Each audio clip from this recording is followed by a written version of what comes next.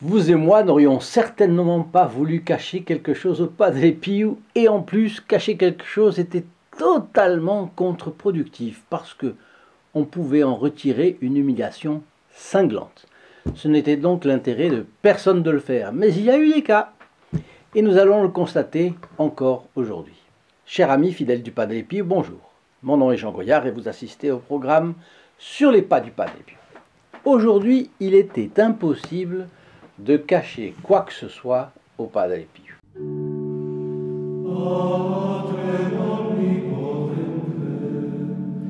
Voilà qu'un homme se présente à la confession avec le Padre Pio.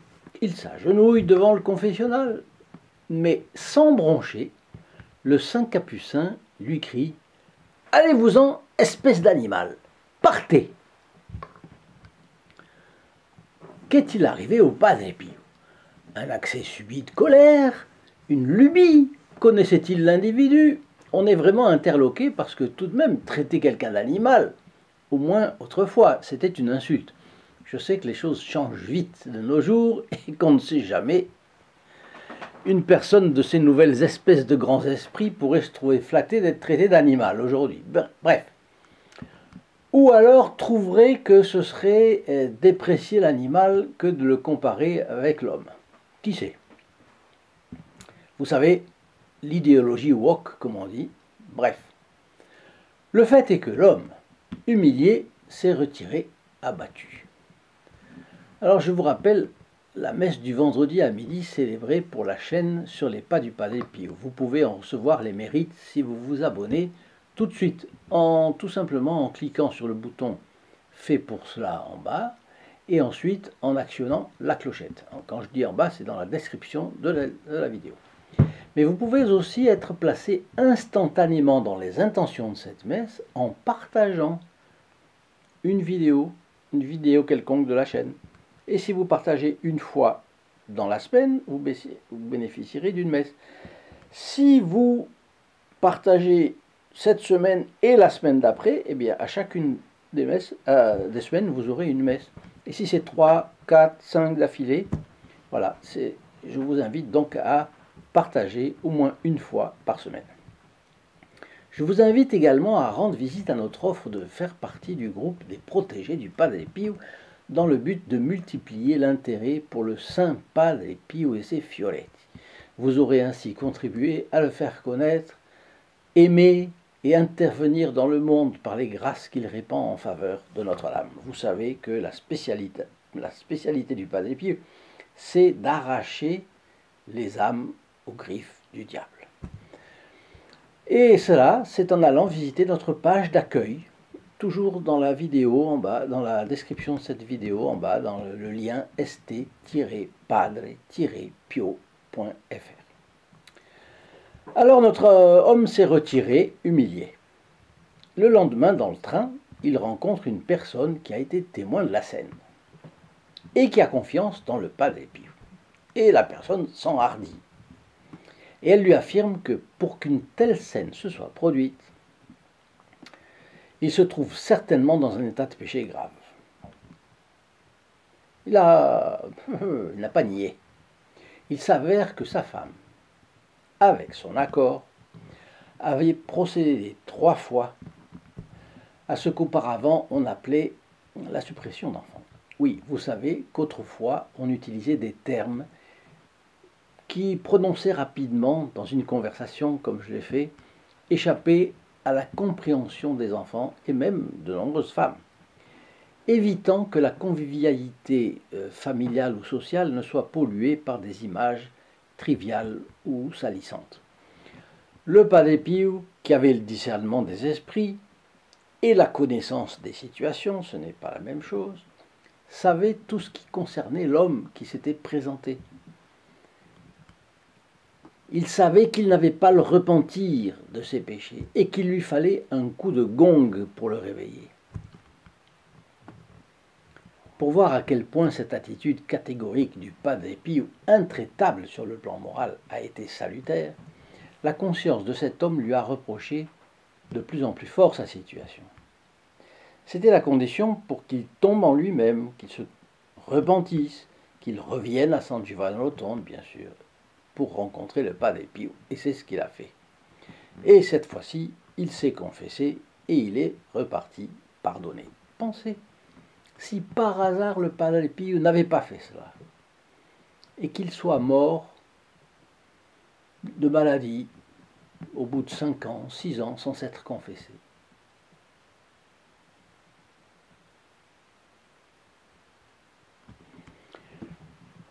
Alors, nous savons que ce genre d'attitude du Padre Pio n'était pas compris par nombre de ses frères dans le sacerdoce, et même par beaucoup de capucins. Nous disposons de plusieurs lettres qui le prouvent, dont plus d'une du père Pellegrino, qui raconte ses propres objections contre le fait de refuser l'absolution à certains pénitents. Et il nous raconte aussi les réponses dans lesquelles le Padre Pio lui disait que se scandaliser face à ce refus d'absolution montrait que ces prêtres, et que lui donc en particulier, n'avaient pas assez réfléchi à la signification de la confession et avait une vision trop horizontale et humaine de ce qui en réalité était vertical et surnaturel. Trop horizontale et humaine, et voulait dire qu'ils étaient impressionnés par le qu'en dira-t-on, et que se séparer du monde pour prendre l'attitude du Padre Pio, ça c'était dur. Bien. Alors, je pose une question, et une question grave. Vous me direz ce que vous en pensez dans vos commentaires. À l'époque du Padre Pio, combien de repentirs authentiques ont été manqués par des prêtres qui n'étaient pas assez exigeants? Si on parle aujourd'hui, ça m'est arrivé avec enthousiasme avec un ecclésiastique, si on lui parle de la véritable geste accompli par le Padre Pio, il affirme généralement « mais on ne peut pas faire ça aujourd'hui ». Bon, je ne discute pas. Si on voulait le faire, je comprends qu'il faudrait apporter un bémol ici ou là. Non dans la doctrine, qui ne change pas, mais dans les manières de faire du Padre Pio, ne serait-ce que pour ne pas être mis en prison sur dénonciation d'un malveillant. Mais à l'époque du Padre Pio, qui faisait comme le Padre Pio? Parce que dans les environs, personne n'a fait comme lui. Et un laisser-aller colossal s'est installé dans le monde à l'ombre de la croissante aisance matérielle entre les années 1960 et 1990. Autrement dit, les 30 glorieuses, n'est-ce pas, dont on parle toujours. L'aisance, l'argent, voilà, la classe ouvrière montait, elle avait deux salaires de plus en plus grands, etc. Bien. Se laisser aller a touché, bon, d'abord ça a touché toutes les classes sociales, mais ça a touché tout ce que vous savez. D'abord l'immoralité chez les adultes, les divorces, chaque fois plus nombreux, les concubinages. Bon, aujourd'hui, pour aller un peu plus loin même, aujourd'hui en 2022, les nouveau-nés hors mariage représentent 65% des naissances. Après, l'immoralité chez les jeunes, la véritable pandémie de mini-jupes. Des femmes en mini-jupe qui vont à la messe. Elles n'ont pas pensé un peu? Les fraudes dans l'usage du mariage qu'on a hypocritement caché sous l'expression contrôle de la natalité. Puis quand le contrôle de la natalité n'avait pas été efficace, qu'est-ce qu'on faisait? On recourait à la suppression d'enfants, avant qu'ils ne voient le jour. Un abîme en entraîne toujours un autre. Et je m'arrête pour ne pas alourdir cette vidéo. On pourrait continuer, je ne sais pas combien de temps pour faire une liste. Alors, dans ce contexte, il y avait un barrage à faire. Celui qu'a fait le Padre Pio, donné par Dieu au monde comme modèle du prêtre dans le monde nouveau. Alors voilà, ça c'est là que ça complique.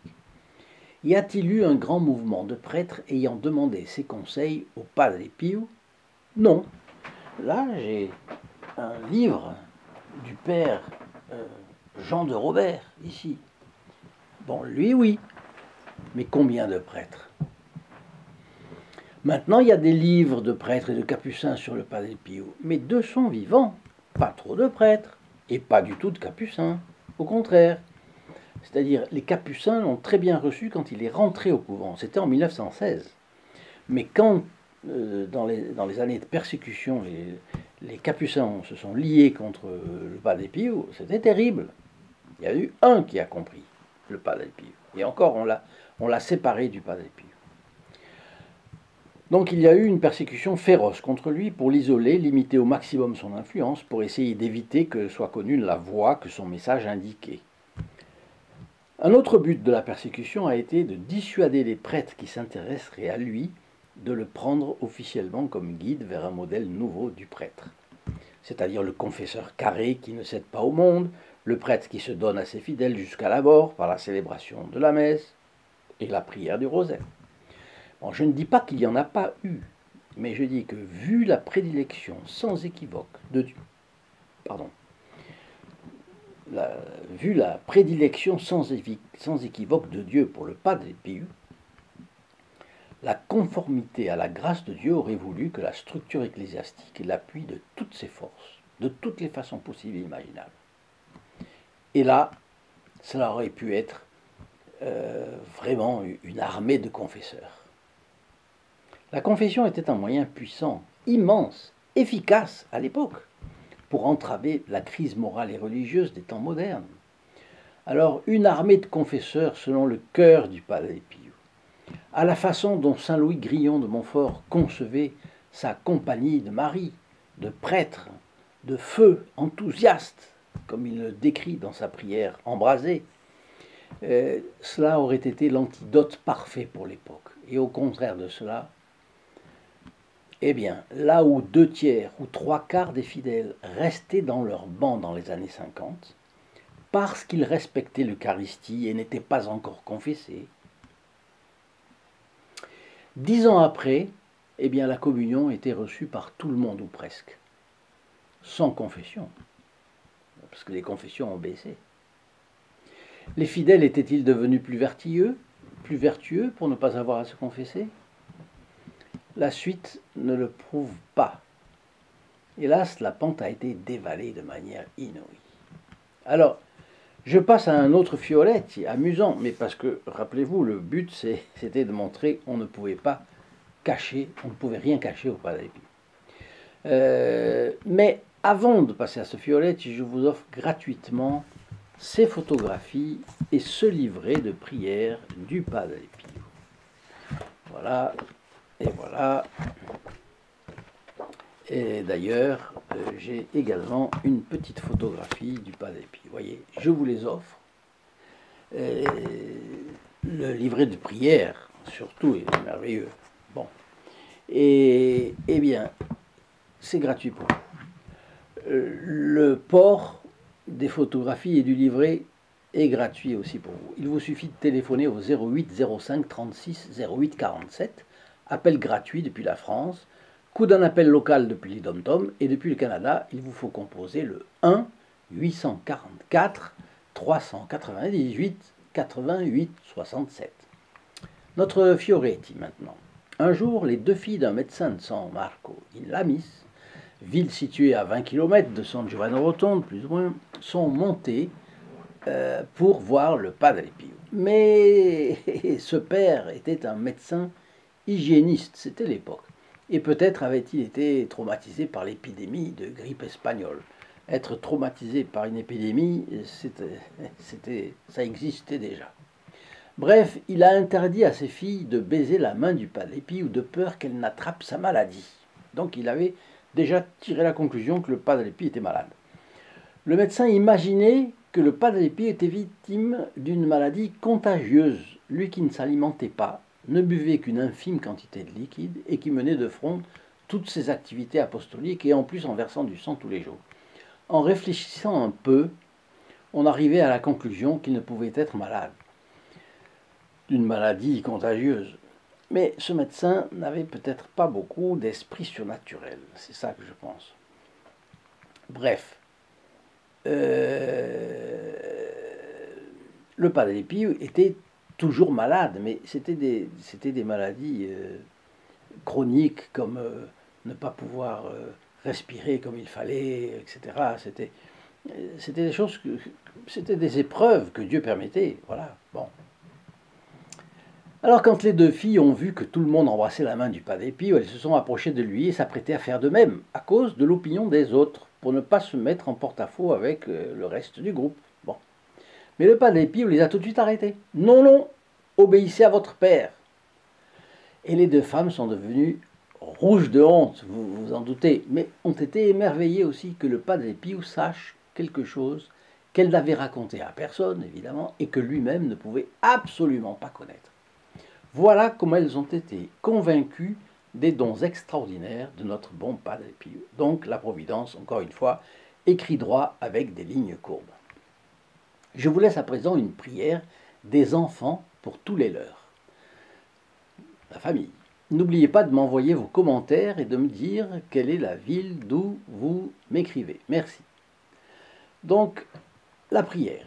C'est une prière des enfants pour leurs parents, leurs frères, leurs sœurs, etc., leurs proches. Ô Père céleste, je vous remercie pour les innombrables bienfaits que vous m'avez accordés à travers mes parents.